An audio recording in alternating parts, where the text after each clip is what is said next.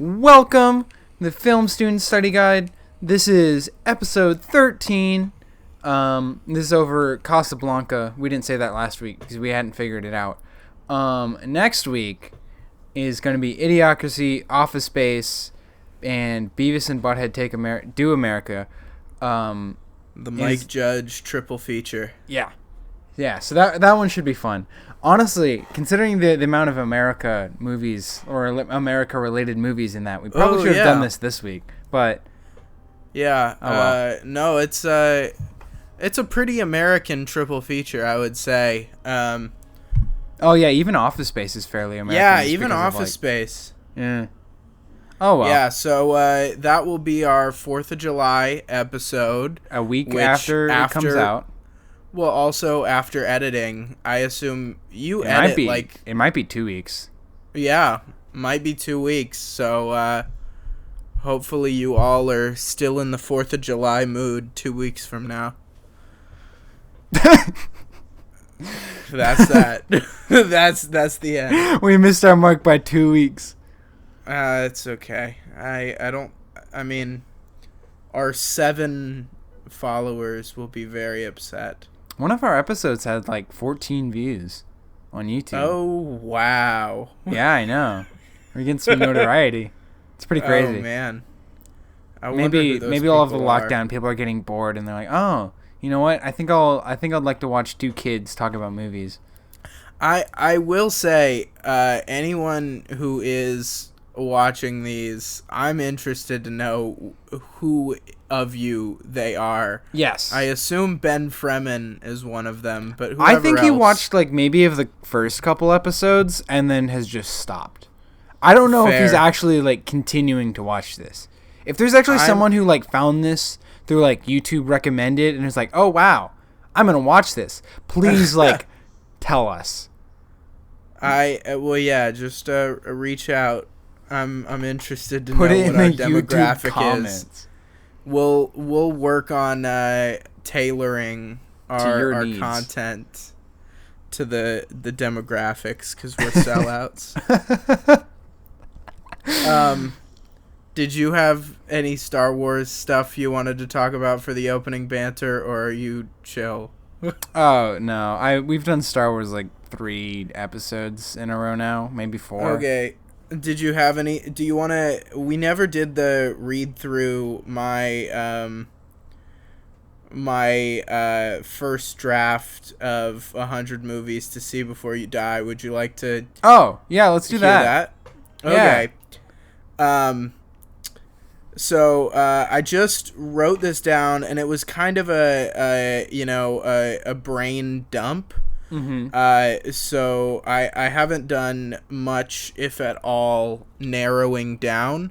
Yes. I just kind of listed possibilities that would be worthy of possibly being involved, and many of them have been what we've been watching on the podcast. Feel free to stop me if you'd like me to elaborate on my reasoning. Gotcha. Many of them will be not questionable, but many of them will be questionable. Yes. All right. The Big Lebowski. Uh-huh. Solid. Punch Drunk Love. Okay. 8.5. Okay. Eraserhead. Okay. Apocalypse Now. Solid. 7. Okay. Fight Club. Uh-huh. The Dark Knight. Hey, it's I know, the best it's superhero solid. movie. It is a solid movie. I just think it's funny. Well, also I'm in some ways going based on the criteria of the American Film Institute. So their criteria is about cultural impact, expertise in a certain realm of filmmaking in any way, and they have more criteria. One of them is that it has to be made in America. Okay. But I of course am not doing that. What's your question? So, the last time American Film Institute, because they do like the best 100 movies, right? And Yeah. if one of the criteria there is like impact on culture, do you think that a Marvel movie will be on that list? No. Oh, thank God. Why? No, I mean, because I feel like those have like a lot of cultural impact because they're mass appeal and it's like the most like it's the highest grossing movie of all time. Like Titanic is on that list. Like why does Titanic have to be on there? I think Avatar might have made it onto the list, but I'm not certain. Well, if Avatar is going to make it has made it on there, then one of the Marvel films is going to then. Right. So that's kind of part of the reason why I made my list is because I feel like too many of the other lists. I mean, partially I made my list, just for the fun of it. But also I feel like too many of the other lists are, too snooty to recognize that, I think the next movie I was going to say, Speed, Yeah. Which even then, you could definitely argue that Speed hasn't made enough of a cultural impact. Yeah, but you really just like Speed. I love Speed, and the reason why is because I was introduced to it by my first film teacher in 7th and 8th grade, named Frank Webster, and he was awesome, and he was teaching us about how he thinks of plot as less of an arc and more of plot bumps. So the theory goes that, you start with your exposition and then blank things happen. And then you sit on that for a while and you see how that plays out. And then blank thing happens, right? Yeah. It just is a series of new challenges and then riding that challenge out, as it were. So it's not as much a continuous rise as it is a staircase based on his theory. And I really, really like that theory. Yeah, that makes sense. And that's one of the things that I think about a lot when I'm writing and when I'm watching movies, is that it's more important to continue to add new things into the plot. And the reason why I like Speed is because it's a very obvious demonstration of that theory, in that the whole movie takes place on a bus, right? Mm-hmm. And so they continue to add new and interesting plot bumps. However, Die Hard, which is also on the list, is pretty similar in that way as well, because it takes place in one building, yet continues to have bump after bump after bump. But I do find the level of the confined space of a bus and such a simple premise of has to go over 60 miles an hour or the bus will explode, is really a great way to demonstrate plot bumps and how to keep the movie at a high octane pace without having too many locations or getting too complicated. Right. It stays not too complicated while still increasing. So that's why I really like Speed. Yeah. I mean, like, in addition to that, I feel like there's a lot of movies that, like, maybe just, like, oh, well, we need to add complications, and just, like, keep adding just, like, new things and keep building. And I feel like one of the more important things, and this is a really good, like, thing for characterization, is like, showing how characters react to new situations and how they deal with them. And so if you're only, like, just giving them new things, then they don't have time to fully, like, deal with it. And that's where you get the most, like, characterization and then, like, interaction between characters, which is pretty important. And, like, that's a lot of the reason why I'm having trouble with my screenplays, is because I have my beginning and I have my end, right? Yeah. And here's something I also learned from some videos I watched, is they said You don't have anything if you don't have the beginning, the end of the first act, the end of the second act, and the end of the third act. And so I don't have the end of the second act, as it were. Yeah, in fact, so you don't have the middle. Right. I just completely cut out the middle, and that's because I really only have 1 to 2 plot bumps in my concept. And so that's one thing I'm trying to work on. But, I just don't know where to go, I guess. And so I do keep watching a lot of very simplistic action movies in my own studies to try and, figure out in its most basic form where to take a story and how to keep it rising. And part of it, what I'm noticing, is that I'm too focused on a main character, and I don't have enough fully fleshed out characters in the story. Everyone other than the main character for most of my stories right now is just aiding them in where they're next going. You know what I mean? Yeah. They're just there as supporting characters, basically. Yeah. So yeah, shall I keep going? Yeah, keep going. Okay.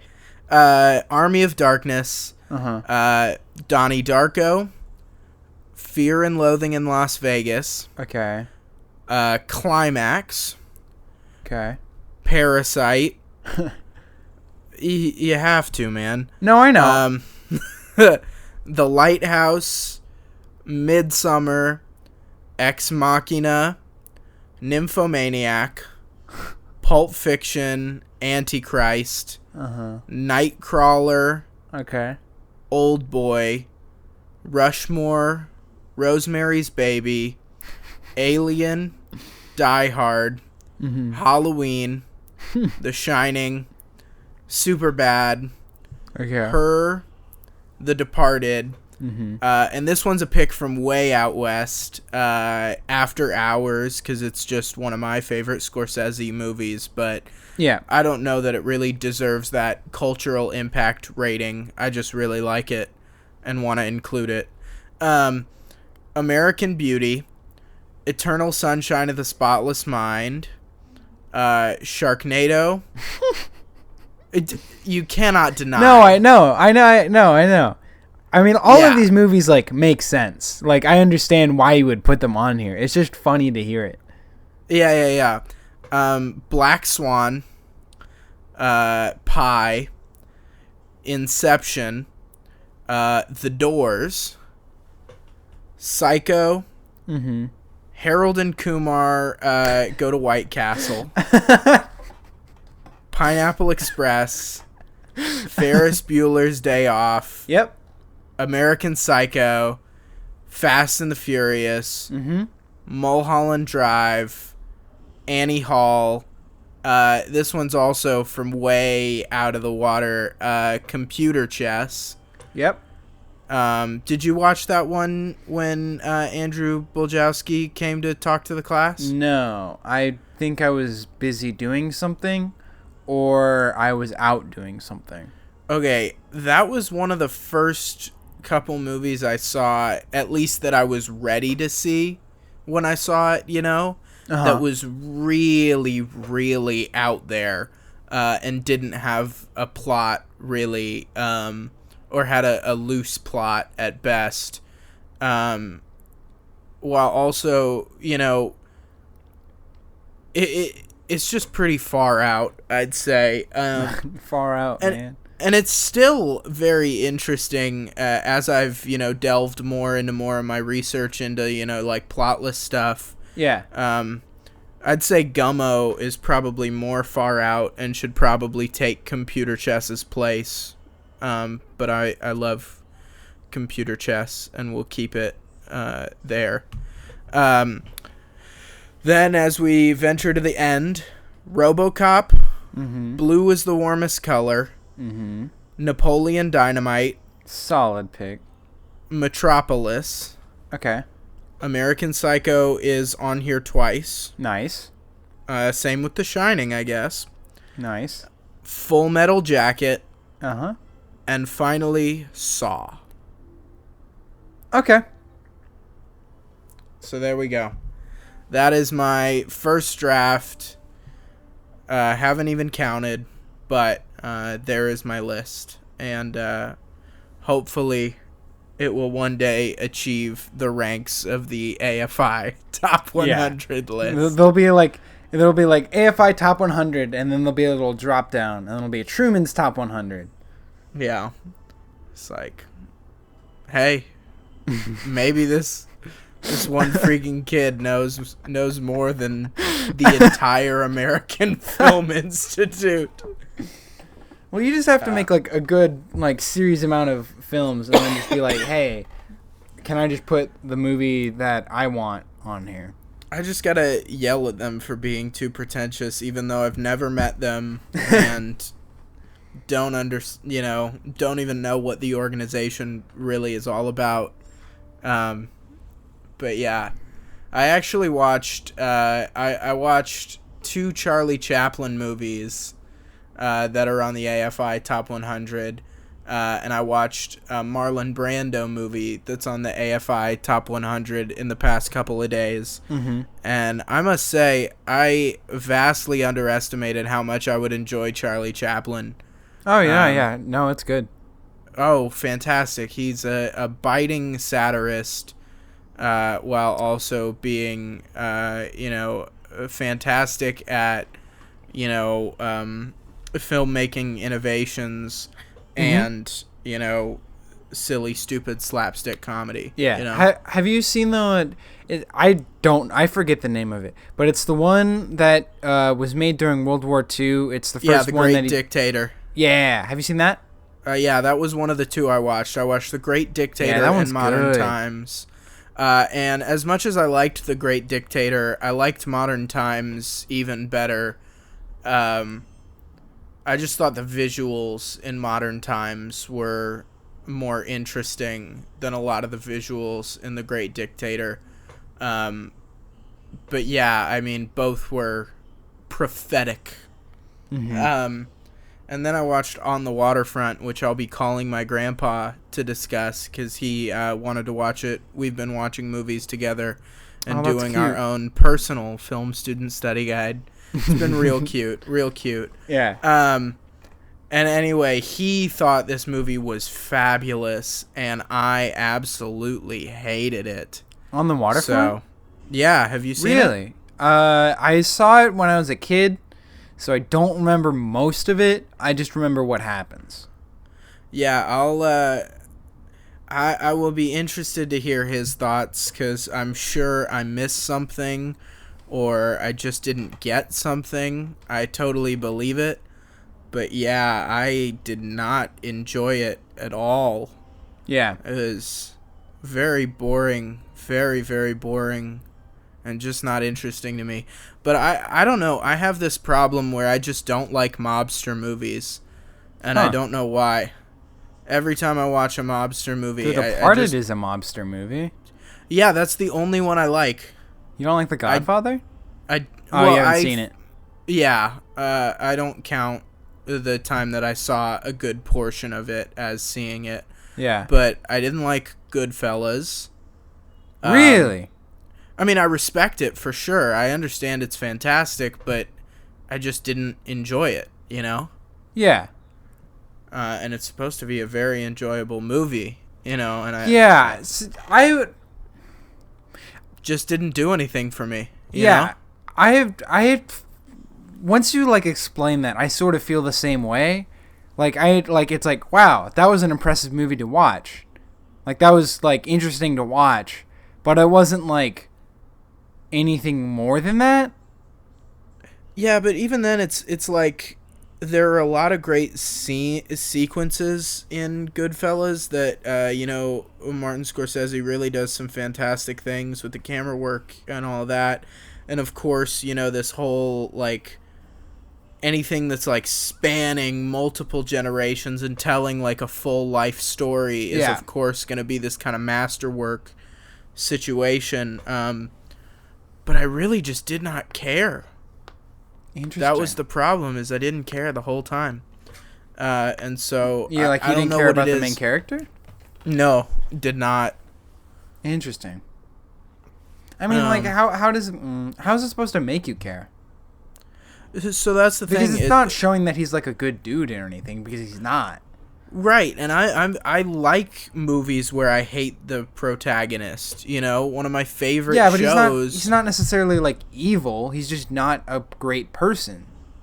Yeah, and I love all that moral ambiguity. You know, why wouldn't I love mobster movies? It's the thing that I keep kicking myself about, is because it has like everything I would look for in a movie. I love it when the protagonist is not just a straight good guy, you know what I mean? Yeah. And I love it. I love, some quality violence and some, quality wisecracks and cursing and things like that. Yeah. But just, I don't know. I don't care about them. I think it's because they're too powerful.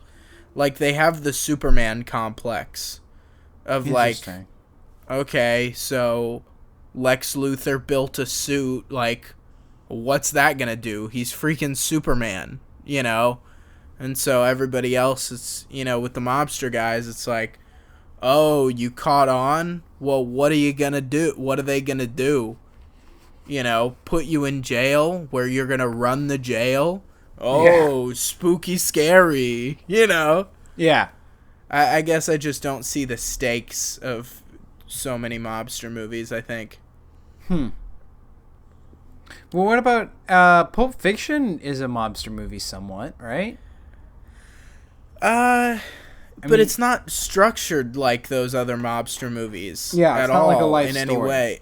It's much more of a crime movie than a mob movie, which a mob movie is just an offset of crime movies. I can see that. But, I wouldn't call Vincent Vega and Jules mobsters as much as they are hitmen or, goons.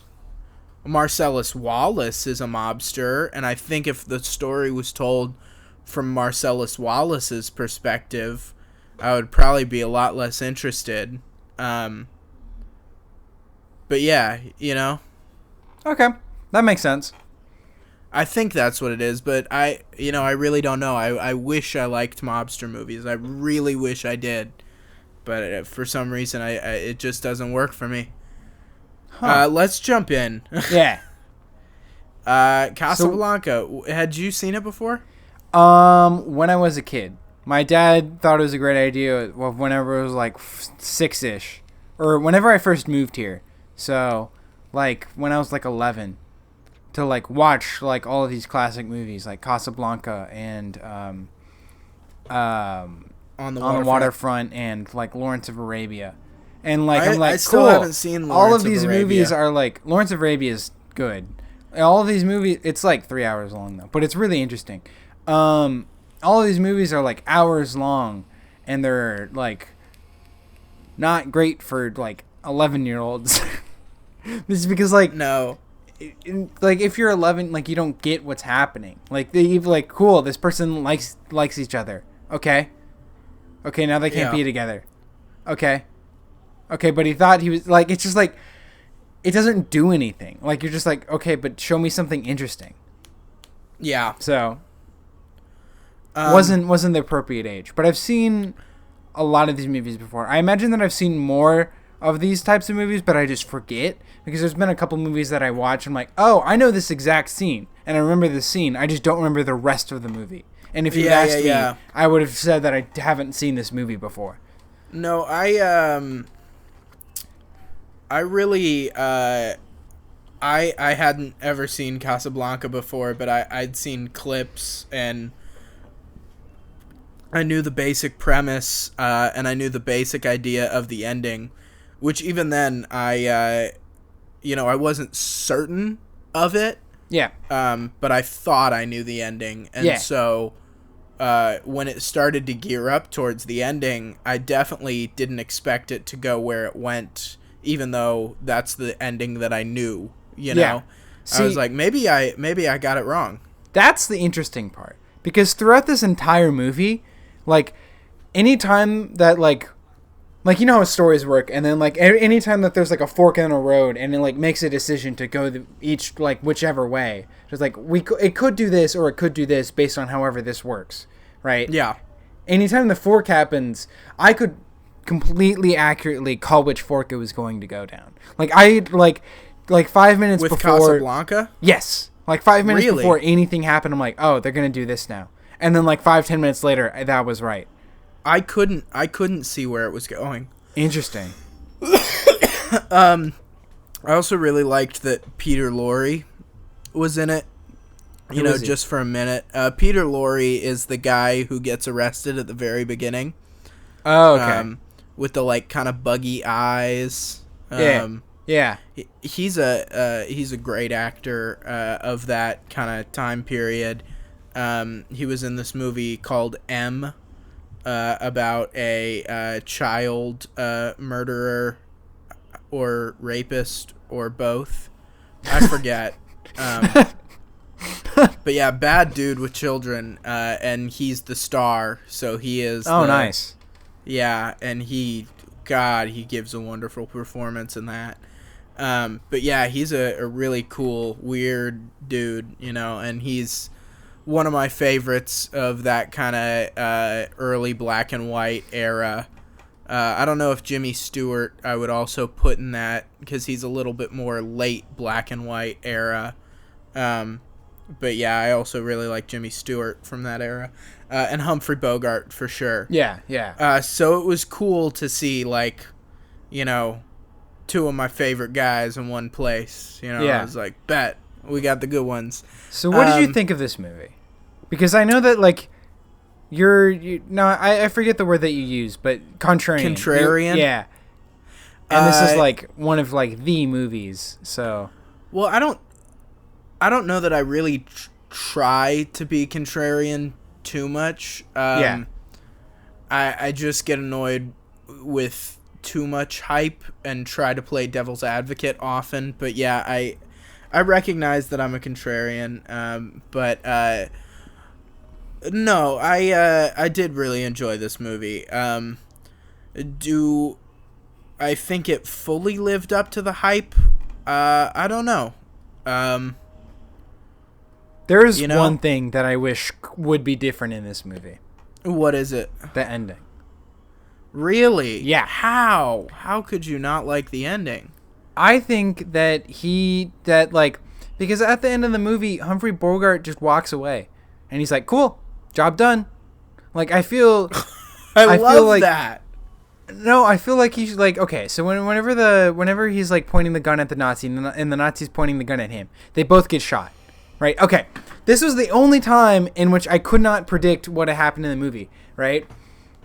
They both shoot at each other. I'm like, oh, cool. So Humphrey Bogart's gotten shot and he's going to die. Cool. This is going to be a cool arc and he's going to end dying to save these people. Awesome.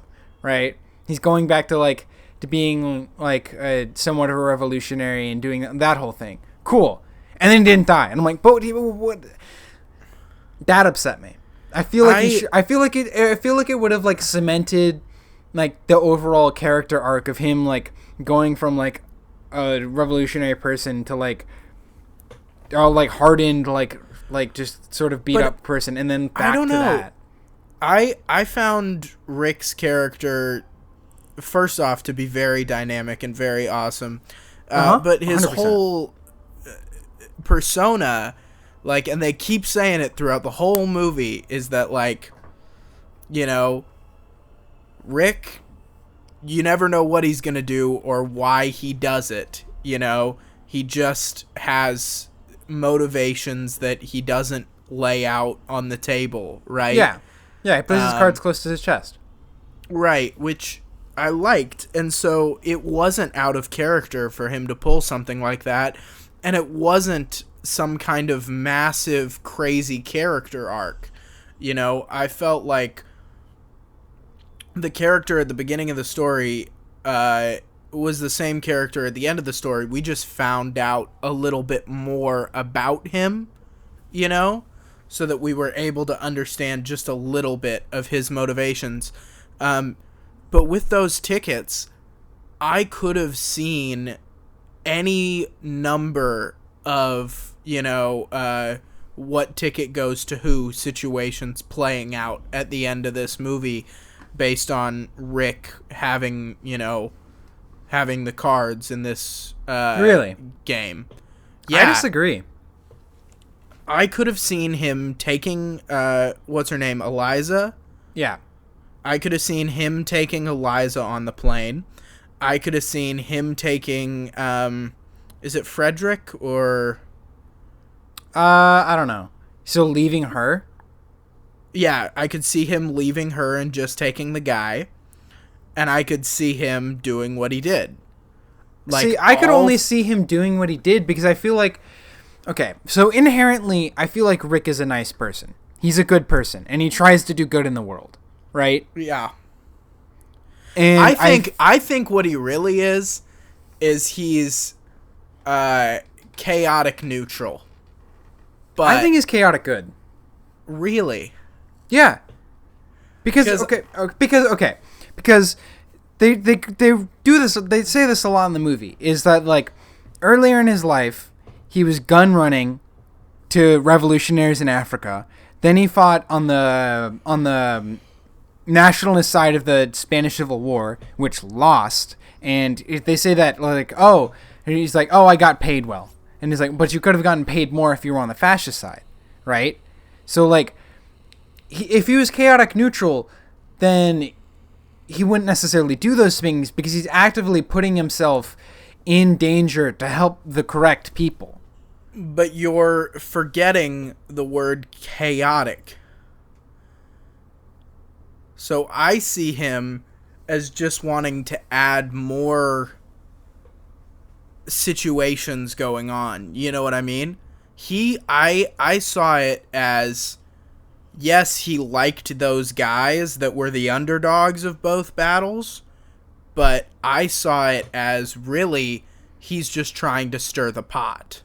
Or at least maybe that's just why I would identify with him. You know what I mean? Yeah. Because I like stirring the pot, of course. Yeah. And so I just saw it as he's really, and maybe less then and more now, he's just a pot stirrer. And the way I saw that was with that gambling scene, right? Where he gives those people the money to buy their visa and just foil his friend's plan, you know? Because it seemed he was friends with that guy the whole film, you know, other than, you know, the end, right before the very end. He was friends with that guy. And so he just liked, you know, stirring the pot with him, you know? It seemed like. See, I think that he did that, well, because he didn't try and mess with the dude. He got them. He wasn't trying to mess with his friend or the police captain dude because he gave the people the money to give to the police captain. I guess so. I don't know. I mean, maybe I'm reading him wrong, but that's what I found to be exciting. I will say I really had a problem in that I didn't much care for the relationship between him and, I think Eliza was her name. Yeah. And I think that's somewhat because of the strain that old movies and, you know, old-timey situations had with relationships between, you know, men and women is they were too simplistic and the female characters were too simplistic. However, you know, I felt like she was less simplistic than many of the female characters of the time. Yeah, she she didn't have many motivations. Her only motivations were choosing between the two people. The fact that she had a second person gives her more motivation, which is better than not. Yeah, so even with her being more three-dimensional than most female characters of the time, I still didn't feel like it was enough for me to really care about his relationship with her. Yes. And so that kind of gave me just a problem with, that means I really don't enjoy the entire second act of the film. You know, if I don't care about his relationship with the girl. It just means there's very little in the second act for me. But I loved every scene that took place in Rick's bar. That's like half the movie. I mean, that's like 2/3 of the movie. Yeah, so I certainly wasn't disappointed by any means. But you know, all the stuff where he's talking to Eliza, as much as it was important for sure to the story, I just felt like it could have been better if I would have cared about the character of the girl a little bit more. And even then, the parts of Rick that I cared about, I really didn't care much about what he thought about Eliza in some ways. That's weird. I don't know. I don't know why, but I didn't much care about those scenes. And so that was my only problem with the film. Which maybe I'm missing something, which is always a possibility. And I'm not very experienced in, the older movie sort of style, and I don't really know how much that is what just women were like back then, you know. And like that whole, I forgot what it was. There's some moment in some movie that I was watching among all of these older movies where someone goes, you know, I'm very disappointed in you. And it's like, oh my God, how could he say that? You know, whereas movies nowadays would just throw in a whole bunch of curse words. So who knows, maybe half of the lines she's saying and he's saying really aren't I'm disappointed in you, and really are, you know, I'm freaking pissed at you. I mean, I think they are. I mean, just like, I feel like with these sort of things, you have to more look at their like acting and like what they're, because the acting in this is superb. The acting is like insane, right? Yeah. And a lot of it, I feel like, is like just with like the very subtle facial expressions that they all have, because there's just like the tiny like little like just like hints of doubt that, or whatever, that like hints of other emotions that you can get. And I feel like that's really useful to like, if you can't get it from what they're saying just because it's not 100 years old, it's like 80 years old, because it's like nearly an 80-year-old movie and the language just has changed. People's like facial expressions really don't change. Like even though the words may change, the emotions don't. For sure. I just feel like it creates another level of difficulty, you know? It's not that it's impossible, it just creates more difficulty for me being able to fully empathize and understand the film for its full scope. You know what I mean? And so even the fact that I'm recognizing my own faults as a viewer is helpful in analyzing the film. If that makes sense. Okay. Like, I just recognize that there's likely more to it than I can perceive. Yeah. Or at least can perceive on first viewing. Yeah. I did love his relationship with the Nazi captain guy. I really enjoyed that. What do you mean? I just thought they played off each other very, very well. Who, wait, okay. Do you mean the French, like, governor of the town, like, police chief of the town? The guy who's issuing the visas. Okay, the person who gets shot or the person who helps him get away? The person who helps him get away. Okay, that dude's not a Nazi. I thought he was a Nazi the whole time. He's Vichy France. Well, he's not Vichy France. This is a history thing. He's just the police chief of the town. Okay. So that makes sense. I understand. So yes. that helps a lot with his character, because I definitely was like, man, as much as like him and Rick are good friends and all that jazz, it's like, why is he covering Yeah. for, Yeah, no, he's not a Nazi. Rick when Yeah. his other Nazi friend, so it definitely helps to understand. Yeah. Knowledge of history and what happens in sort of this time is important. I think I have a relatively fine scope of it. I just didn't realize he was the police chief and not a Nazi in charge of, handling stuff in Casablanca. Yeah. Yeah, he's just the French, because Casablanca was a French colony. I forget what's happened now, but at the time it was a French colony, and so he's just the person in charge of the town, basically. And yeah, yeah. So he is somewhat independent, which makes a lot of sense because Rick because that's how. So the Nazis aren't in direct, they were never in, direct, because basically they took over the northern part of France. I understand what Vichy France means. Okay.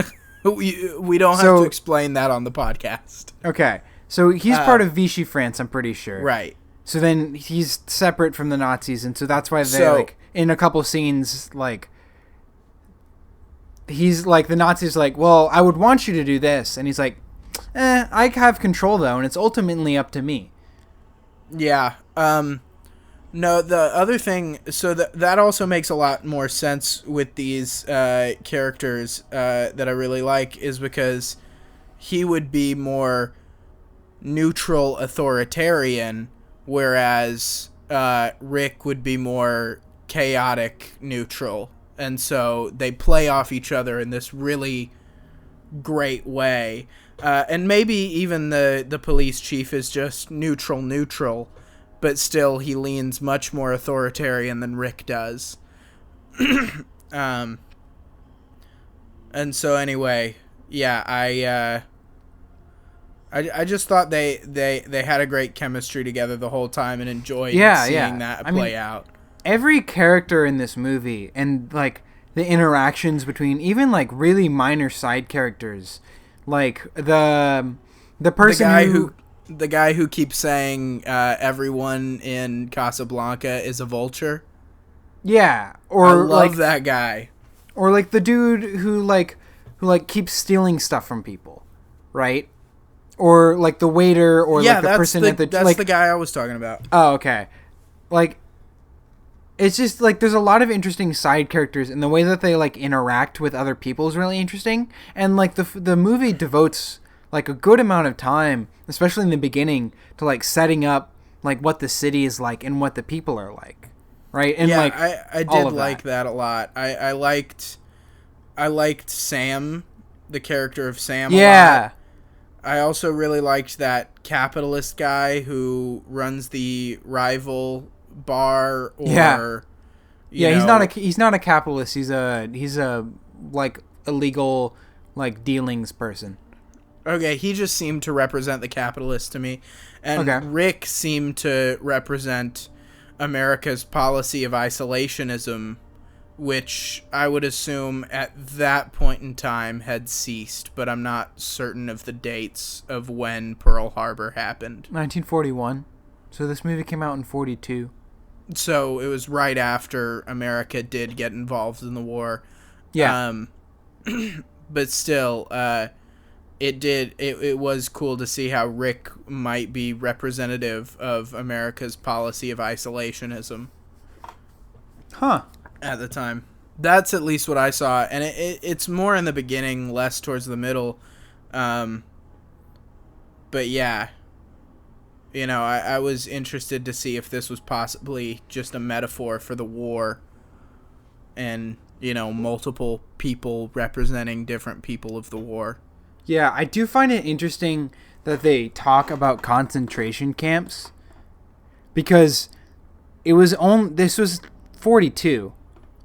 This came out in mid-war, right? Before people had even really started to invade Europe.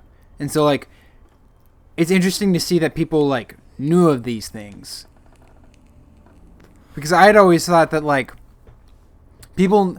Well, no, yeah, I always thought that people knew thing of them, but didn't really realize what they were, and they thought that they were just work camps. Yeah. No, I was interested in that in The Great Dictator as well. When did that come out? That came out, I think, 40 or something like that. Let's see. I'll look it up. But yeah, that one seemed to have a very good grasp of the 1940, a very good grasp of the entire war and what was going on, rather than what I thought was the limited view of the Americans, or the American public at least. Interesting. And the other thing that was interesting about that movie is it portrayed the Italians very differently than I gained from reading, from learning about history in school. Because I thought, the Italians and Germany were just straight buddy-buddy. No. And the Italians were not very interested in going to war, though, while Germany was, whereas the Italians... Italy was fascist first. Italy became fascist around the same time that Spain did. Right. I knew that they were first, but I thought they were... they liked Germany quite a lot, while also were not interested in going to war.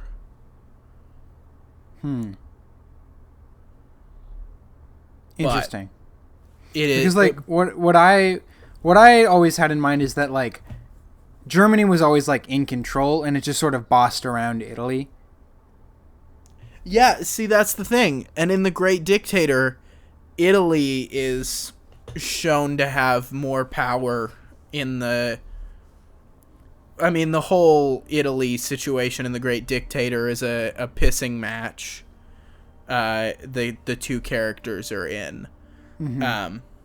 But yeah.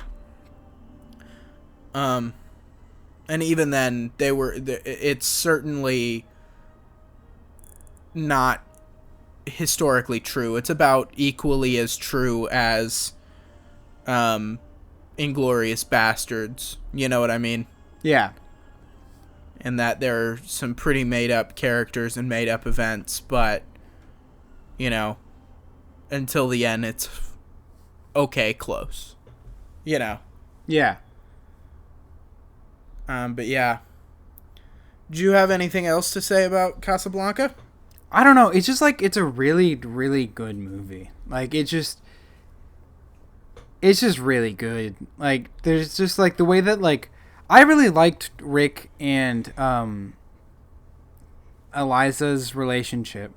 I don't know. I just like something about it made me like, One thing that I was interested in, and I'm probably gonna ask Gallagher about this, is the almost soft focus on the close-ups of the girl, which are just they're like really, really fuzzy and very soft. Yeah, all of the times, all of the movies of the times did this. And so I'm really interested as to why, because I know most actresses at that time had rules in their contracts that they would not do a movie unless they were lit a specific way, to make them look better, right? Yeah. So like soft boxes and things like that were necessary when lighting a lot of the women.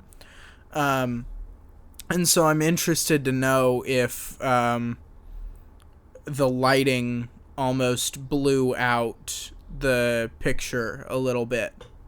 Yeah. I mean, I found it a little bit distracting, but like not distracting enough to like take me out of the scene. It's just like, oh, this shot is really fuzzy or like it's really blurry.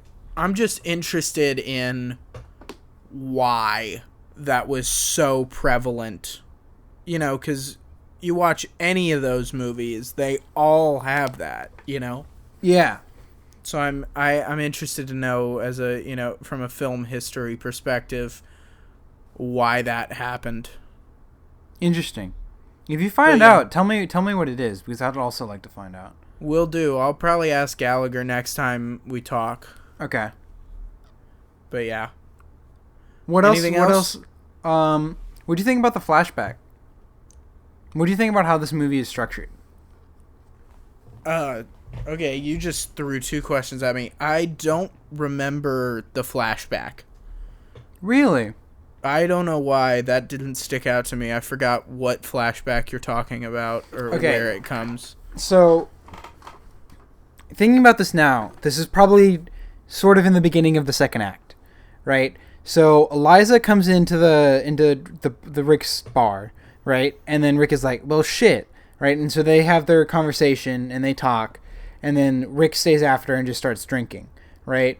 And then so he asks Sam to play the song, and then he does, and then they go back to France and they show their relationship like 2 years prior. I have no idea why. I don't remember that part at all. And maybe it was because part of, I think I was subconsciously like tuning out the parts of the movie that I didn't care about, And so it was like, oh, it's more Eliza stuff. They're in love, whatever, I really like that part of the film. I filtered it out on accident and missed out. So that's my bad. Yeah, the structure was great. I thought it kept moving pretty efficiently, but again, I do think a lot of those movies lull in the middle. A lot of old movies. The middle here was the flashback, I think. Yeah, and so I thought it did lull in the middle a little bit, once he fully gets, because it's really pretty exciting up until he meets Eliza, for me at least. And then as he meets Eliza, it kind of drags a little bit, and then it picks back up as after their first meeting or so, when they come back into the bar. Yeah, and he's trying to get the papers from Rick. That's about the time where it picks back up. Okay. And that's just from my standing. Interesting. But yeah. That's weird that you sort of like just forgot that entire part. Because I feel like maybe that's why I still have it on Amazon. I'll go back and rewatch it. Yeah, you should, and tell me what you think, because maybe that's why you don't like their relationship as much as I do, because I feel like that's like really like the base founding point of like why their relationship matters in the rest of the movie. I also want to make a quick note of and I think a lot of old movies do this, all the like very catchphrasey kind of snappy dialogue. Yeah. I love that. Yeah. I love that stuff, and I wish movies did that more now. That's part of why I love The Departed. It's like half the lines are snappy one-liners. Back and forth. But yeah. All right, well that's all I have to say. Did you have anything I was going to else? say something and then I forgot it. All right, well, we're not gonna leave dead air. Got it. Okay. Okay. For a movie, most of this movie, except for the part in which the dude gets caught in the beginning, the actor that you mentioned, he gets caught in the beginning, and then at the very end when the Rick shoots the person, everything else is dialogue, right? Everything else is just people talking to each other. And I feel like for a movie about people talking to each other, it is like, it's just super, super interesting. And like at no point was I like, okay, well, move on. Like it was just like the entire time I was interested in like every single thing that they had to say. Like even like the little like side remarks. I just found it super, super interesting, and I feel like that's. See, I disagree with really you. When happen. he's talking to Eliza, I just didn't care. I feel like you missed out on what makes this movie good. Maybe I did. I'll have to rewatch that flashback scene, and maybe that'll do it for me. Hopefully. I mean, I got 48 hours left in the rental, dude. You paid for it? I'm not a pirater. I told you about this. Okay. I'm not good enough at it. It's just about it. I'm not good at pirating. Well, I mean, I'll take any files you want to throw my way. We can talk about this after the show. But yeah, I'm not a pirater. Okay, so right. Closing. Yeah. Overall, what did you think? Yeah, A plus movie for sure. Yeah, I really. This was like, okay. So whenever Gallagher made us watch The Graduate, it just sort of like screwed me over for like the rest of the day, just because I would just like felt really like not sure about the life decisions that I was making. Wow. Okay, yeah. And this movie had some of that, but not nearly to the degree. Well, The Graduate should be one of your favorite movies, and you should keep that forever, because, yeah, it's really powerful when you see a movie at the right time in your life. Yeah. Yeah, no, Gallagher nailed that one. And this one is also, like, fairly close. Although I imagine it'll be better in, like, 10 years or so. I'm trying to think of what the last movie I saw that was really at the right time in my life for me to see it. I don't know. The one that I remember most is that Fight Club really resonated with me when I first saw it. It really resonated with me.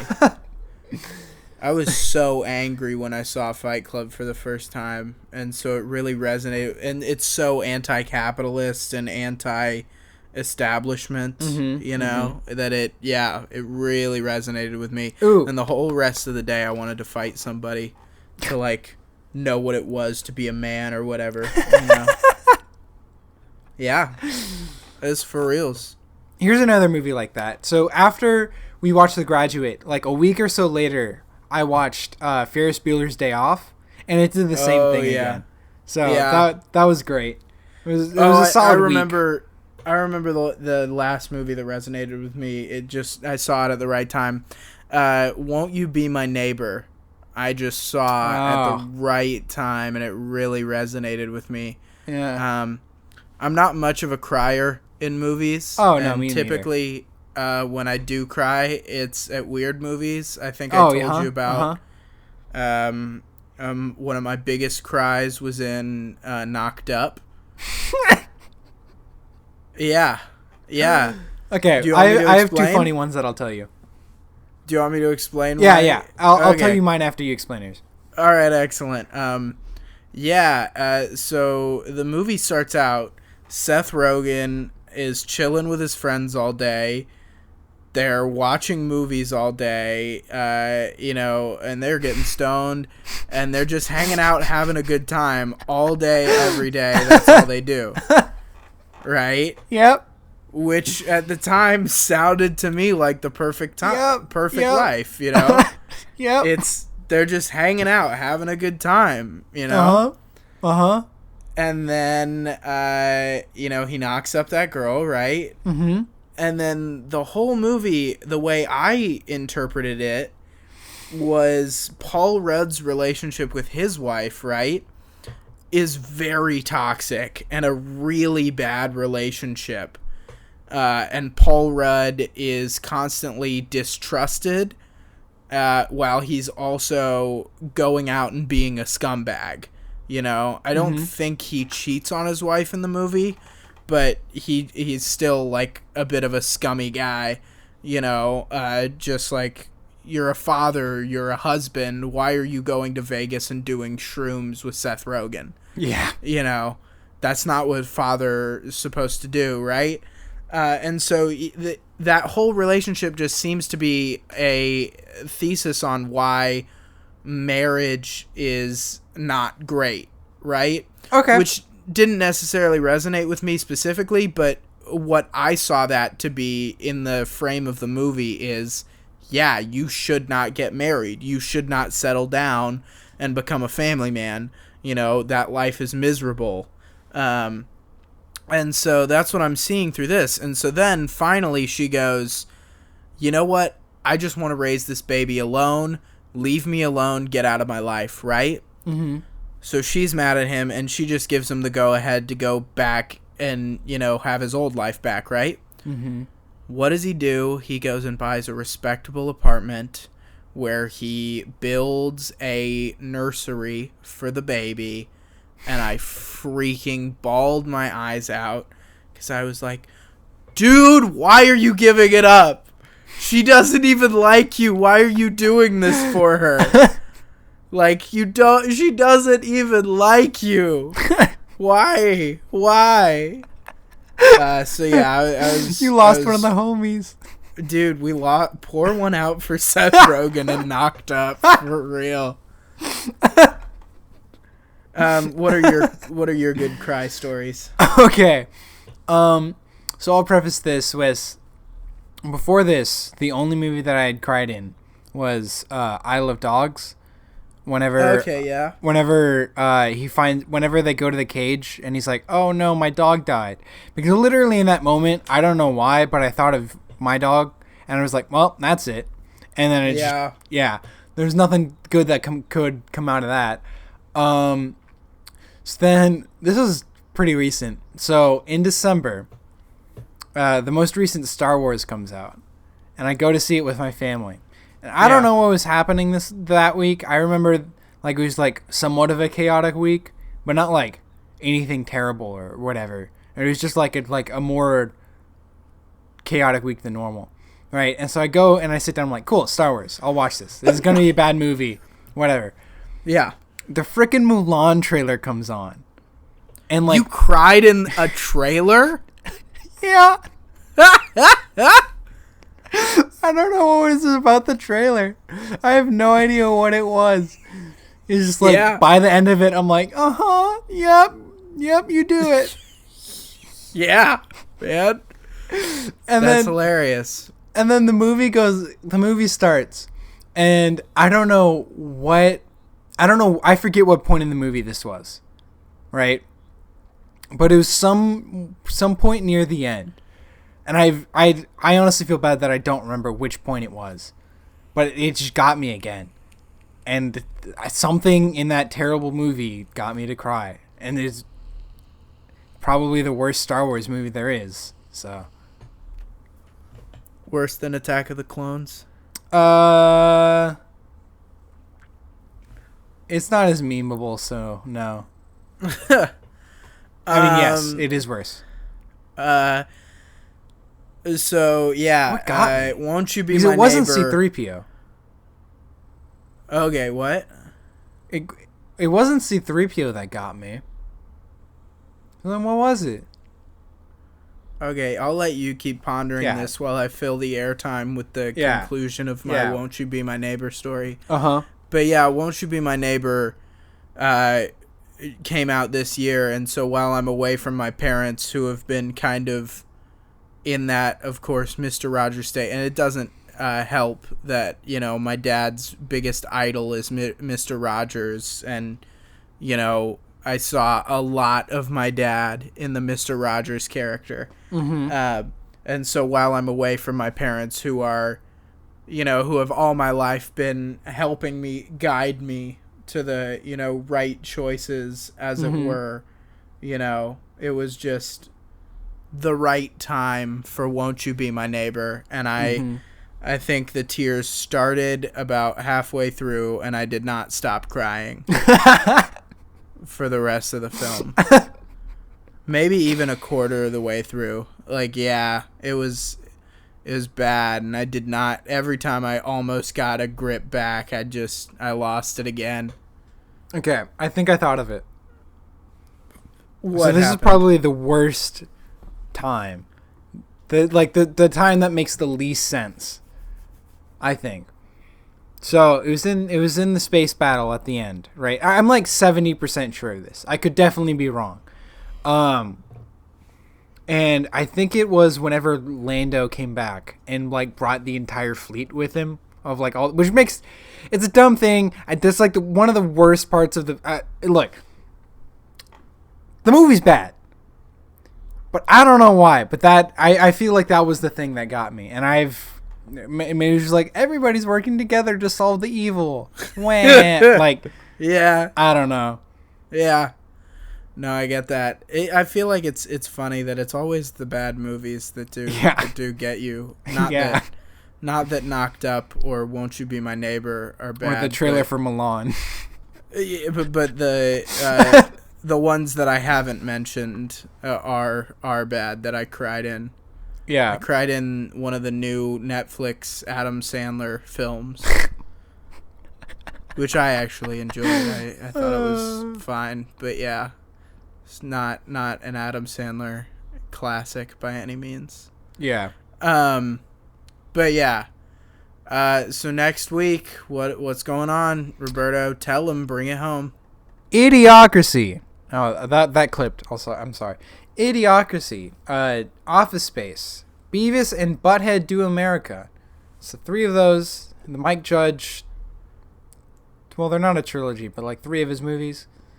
A Mike Judge triple feature. Yeah. So instead of Beavis and Butthead Do America, it's Roberto and Truman Do Mike Judge. I guess so. Yeah. I'm sure Mike Judge would love that title of the podcast. Mike Judge probably thinks we're hilarious. All right. Well, goodbye. Goodbye.